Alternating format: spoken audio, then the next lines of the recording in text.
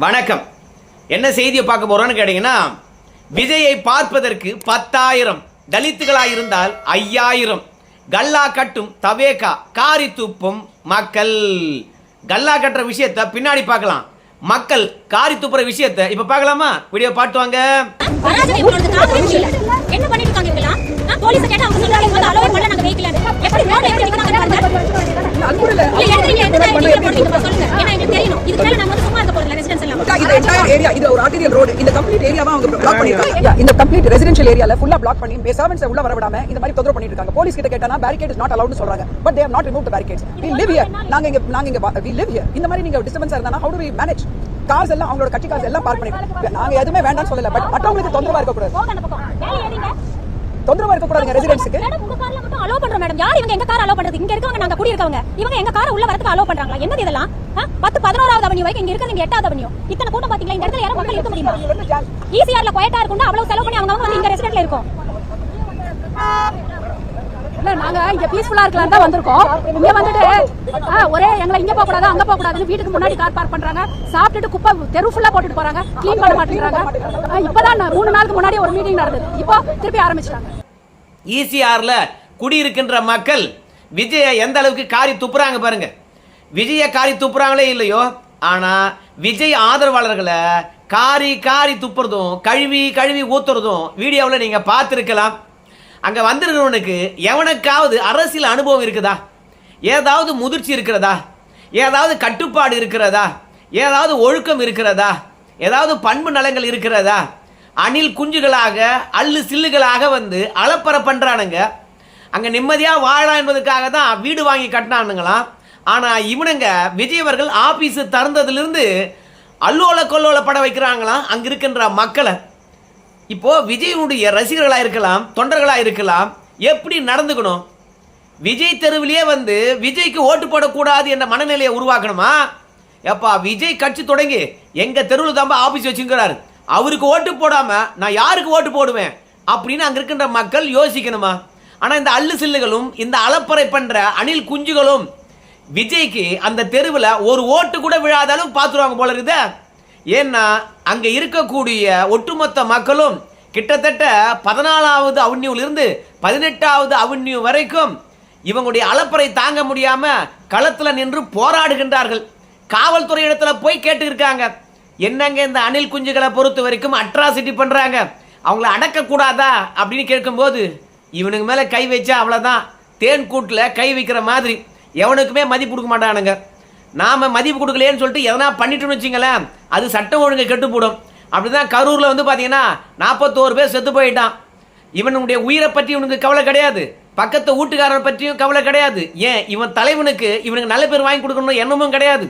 அதனால இவனுங்கெல்லாம் ஒன்றும் பண்ண முடியாது அப்படின்னு போலீஸ்காரங்க சொல்றாங்களாம். ஏன்பா ஒரு பேரிகார்டு வச்சாவது தடுக்க கூடாதா அப்படின்னு போலீஸ்காரங்க கிட்ட அங்க இருக்கின்ற குடும்பத்தினர் கேட்கிறாங்க. அதுக்கு போலீஸ்காரன் சொல்றான், ஏமா இது தெருமா, தெருவில் எப்படிமா பேரிகார்டு வைப்பது, அதெல்லாம் அனுமதிக்க முடியாதுமா அப்படின்னு சொல்றாங்களாம். ஸோ தவேகாவுடைய தற்குறிகளுடைய அட்ராசிட்டி காவல்துறையை அஞ்சு நடுங்குகின்ற மாதிரி தான் இருக்குது. எந்தவித பக்குவம் கிடையாது, எந்த விதமான முதிர்ச்சியும் கிடையாது, அலப்பற ஒன்று தான் அங்க இருந்தது.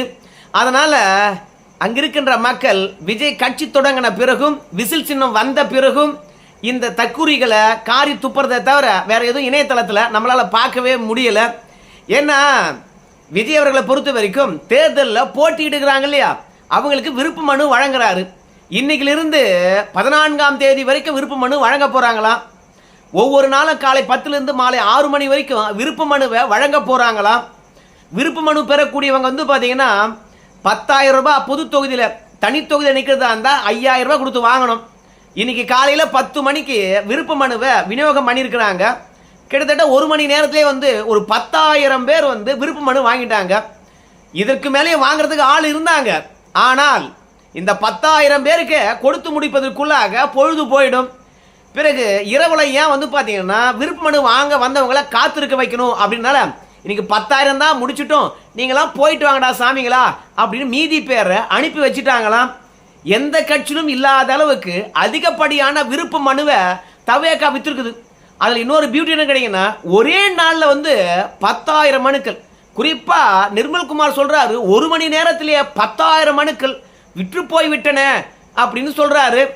எடப்பாடி பழனிசாமியை பொறுத்த வரைக்கும் எனக்கு தெரிஞ்சு இந்த வருஷம் ஒரு 12,000 விருப்பு மனுக்களை என்னவோ கொடுத்துருக்காங்கன்னு நினைக்கிறேன். எடப்பாடி மீது மட்டுமே வந்து ஒரு 2,500 பேர் பணம் கட்டி இருக்கிறாங்க.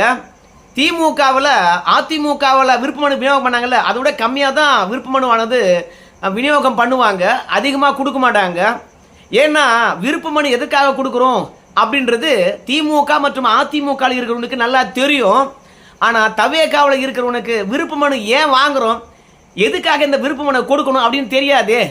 ஆனால் அவனை பொறுத்த வரைக்கும் ஏண்டாம் போய் 10,000 ரூபாய் கட்டி தேர்தலில் போட்டியிடக்கூடிய விருப்ப மனு வாங்குற அப்படின்னு கேட்டால் அவன் சொல்கிற ஒரே விஷயம், அண்ணே நாங்கள்லாம் விஜயை திரையில தான் பார்த்தோம், நேரடியாக எப்படி இருக்கான்னு பார்க்கணும் இல்லை, இந்த 10,000 ரூபாய் கொடுத்து விருப்ப மனு வாங்கணும்னு வச்சுங்களேன், தேர்தலில் போட்டியிடுவதற்காக நேர்காணல் நடத்துவாங்க.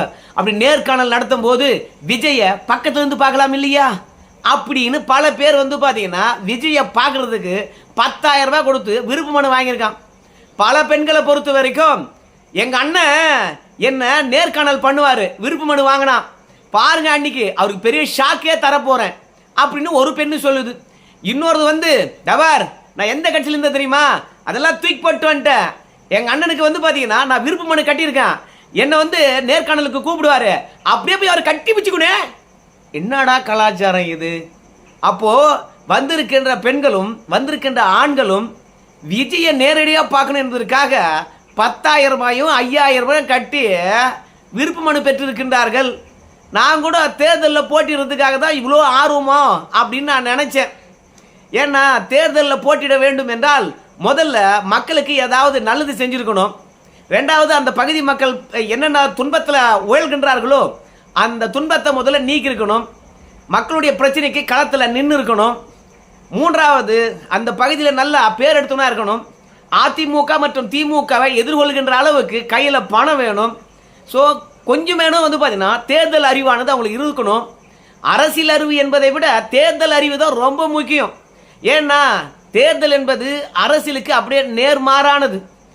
அரசியல் என்பது எதை வேணாலும் பேசிட்டு போகலாம், ஆனால் தேர்தல் என்பது நாம் செலவழிக்கின்ற காசு.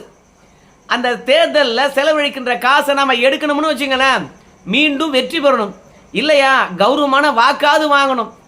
இல்லைன்னு வச்சுங்களேன் உன் கட்சிக்காரனே உன்னை கண்டுக்க மாட்டான், வெற்றி பெற்றா கொண்டாடுவான், கணிசமான வாக்கை வாங்கினீன்னா உன்னை முக்கிய பொறுப்பாளராக போட்டுக்கிட்டு பக்கத்தில் வைப்பான். ஆனால் தேர்தலில் நின்று நீ ஒன்றும் இல்லாத போயிட்டீன்னா நீ செலவழிச்ச காசையும் கொடுக்க மாட்டான், உன்னை கண்டுக்கவும் மாட்டான். அதனால தேர்தல் அரசியல் என்பது இவங்களுக்கு என்னன்னு தெரியுமா தெரியாதா ஒண்ணுமே தெரியல. அதனால என்னை பொறுத்த வரைக்கும் விஜய் இடத்துல இன்னைக்கு தேர்தலில் போட்டிடுவதற்கு விருப்ப மனு வாங்க வந்தவங்க அத்தனை பேருமே வந்து விஜயை நேரடியாக பார்க்க ஒரு வாய்ப்பு கிடைச்சிருச்சு. அதனால 10,000 5,000 கொடுத்து வாங்குறாங்க. விஜயை பொறுத்த வரைக்கும் இந்த அல்லு சில்லுகள் இப்படி அலப்பறை பண்ணிக்கிட்டு கும்பல் கும்பலா வந்து வாங்குவாங்க அப்படின்னு தெரிஞ்சிருந்துன்னு வச்சுங்களேன், இந்த தேர்தலில் போட்டியிடுவதற்கான விருப்ப தொகையானது ஒரு 1,000 ரூபாய் 2,000 ரூபாய் வச்சிருப்பான்னு நினைக்கிறேன். இதில் என்ன கொடுமை தெரியுமா, தனி தொகுதியை பொறுத்த வரைக்கும் சட்டமன்றத்தில் மொத்தமே 49 தொகுதி தான் இருக்குங்க நினைக்கிறேன். அதில் வட மாவட்டங்களை பொறுத்த வரைக்கும் 42 தொகுதி தான் இருக்குது. தென் மாவட்டங்கள் மற்றும் மேற்கு மாவட்டங்கள் எல்லாம் சேர்த்து ஒரு 7 தொகுதி இருக்குன்னு வச்சுங்களேன். இப்போ இன்னைக்கு விருப்ப மனு கொடுத்த தலித் மக்களுடைய எண்ணிக்கை எவ்வளோ தெரியுமா, 10,000 பேர் விருப்ப மனு வாங்கியிருந்தா அதில் 8,000 பேர் தலித் சமூகத்தை சார்ந்தவங்க விருப்ப மனு வாங்கியிருக்காங்க. இப்படி அடித்தட்டு மக்களை பொறுத்த வரைக்கும் அன்றாடம் கஞ்சிக்கு அல்லல் படுகின்ற போது கூட இன்னைக்கு தேர்தலில் போட்டியிட போறேன் அப்படின்னு ஓடி வந்து 5,000 ரூபாய் கொடுத்து விருப்ப மனு வாங்குறாங்கன்னா என்னத்துக்கு? எல்லாமே திரைத்துறையிலிருந்து வந்த விஜயை நேரடியாக பார்க்கணும் என்ற ஒரு ஆர்வம் தான். அதனால தலித் மக்களை பொறுத்த வரைக்கும் அதிகமான பேர் விருப்ப மனு வாங்கியிருக்காங்க என்பது ஒரு பக்கம் மகிழ்ச்சி தான். தேர்தல் ஆர்வம் வந்திருக்கிறது, அவங்க அரசியலை புரிஞ்சு கொண்டார்களே அப்படின்னு கொஞ்சம் மகிழ்ச்சியாக இருந்தாலும், இப்படி தலித் மக்களை பொறுத்த வரைக்கும் அதிகப்படியான ஒரு பேர் வந்து விருப்ப மனு கொடுத்துருப்பது யாரோ ஒரு கட்சி அழிஞ்சு போச்சு அப்படின்னு ஆதவாஜினா சொன்னார். அதனால அந்த தொல் திருமாவளவன் என்கின்றவெல்லாம் கொஞ்சம் யோசிக்கணும் அப்படின்னு சொல்லிட்டு நான் நினைக்கிறேன். மற்றபடி பொது தொகுதியில் வந்து பார்த்தீங்கன்னா ஒரு 2,000 பேர் கொடுத்துருக்காங்க. பொது தொகுதியில் கொடுத்தவங்களாம் கொஞ்சம் விவரமானவன் தான். ஏண்டா மொத்தமே 234 தொகுதி தான், 234 தொகுதியில் 2,000 பேர் மனு போடுறதே பெரிய விஷயம். ஆனால் ஒரே நாளில் 2,000 பேர் மனு போடுறோம். ஆனால் இன்னும் வந்து பார்த்தீங்கன்னா கிட்டத்தட்ட 7 நாள் இருக்குது. அந்த 7 நாளில் இன்னும் எத்தனை ஆயிரம் பேர் போடுவான்னு தெரியாது. அதனால் பொது தொகுதியில் ரொம்ப செலவழிக்க வேண்டாம் அப்படின்னு நினைக்கிறானுங்க பழகுது ஓபிசி சமூகத்தில் இருக்கிறவங்க. ஆனால் பட்டியல் இனத்தில் இருக்கிறவங்க தான் வரிசையாக நின்று காசை கரியாகிட்டு இருக்காங்க. இந்த விஜயை பார்ப்பதற்கு அப்படி முன்னெடுக்கிறீங்க. டேய், உங்களுக்கு சின்னம் கொடுத்தாலும் கொடுத்தாங்க, சமூக வலைதளத்தில் போய் உங்கள் சின்னத்தினுடைய பெயரையும் கேட்க முடியல. அந்த சின்னத்தை வச்சுக்கிட்டு நீங்கள் பண்ணுற அலப்பறையினால் அந்த பகுதியில் இருக்கின்ற மக்கள் படுகின்ற வேதனையும் எங்களால் தாங்கிக் கொள்ளவும் முடியலடா.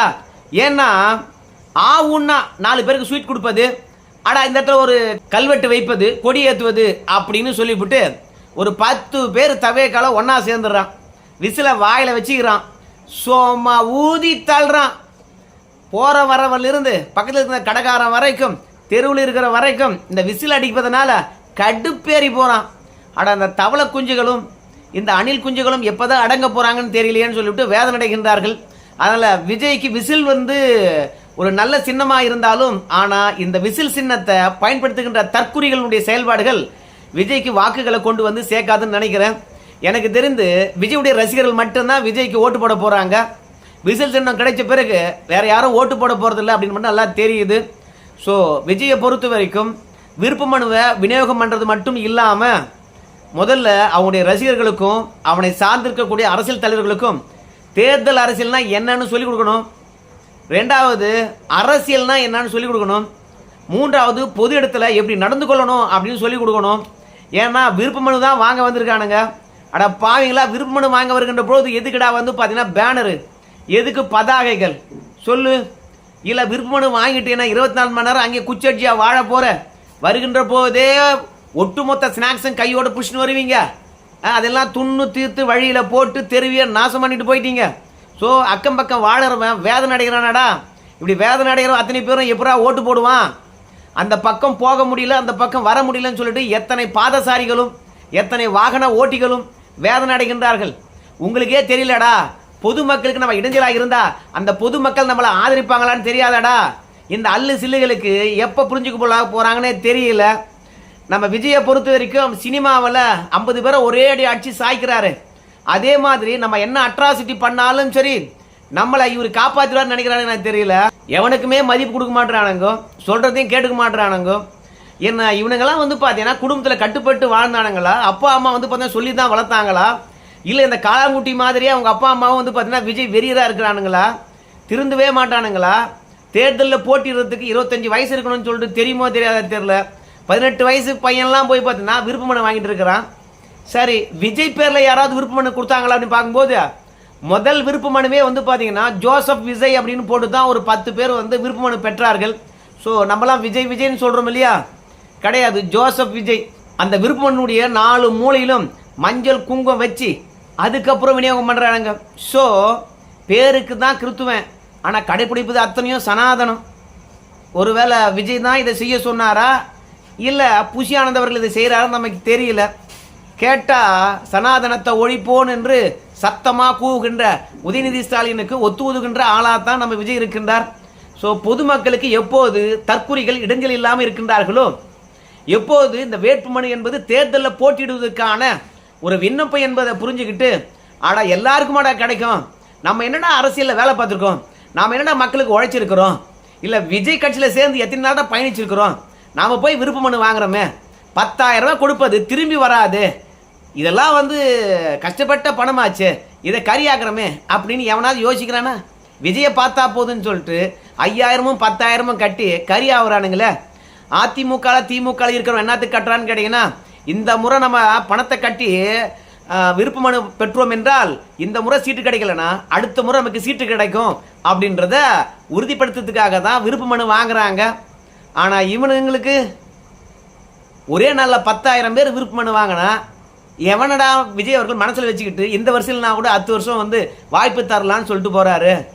அதனால் இந்த தற்கொலைகளுக்கு பொறுத்த வரைக்கும் தமிழ்நாட்டில் என்ன நடக்குதுன்னு தெரியாது. 2வது தமிழ்நாட்டில் என்ன நடந்தாலும் இவங்களுக்கு கவலை கிடையாது.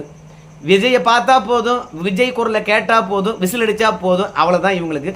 சரி, இவனுங்களை இதுக்கு மேலே நம்ம கழுவி ஊற்ற முடியாது. ஏன்னா மக்களே வந்து பார்த்தா ஏற்கனவே கழுவி ஊற்றிட்டாங்க. சரி நண்பர்களே, இந்த வீடியோ எப்படி இருந்து உங்கள் கருத்து சொல்லுங்கள். நன்றி.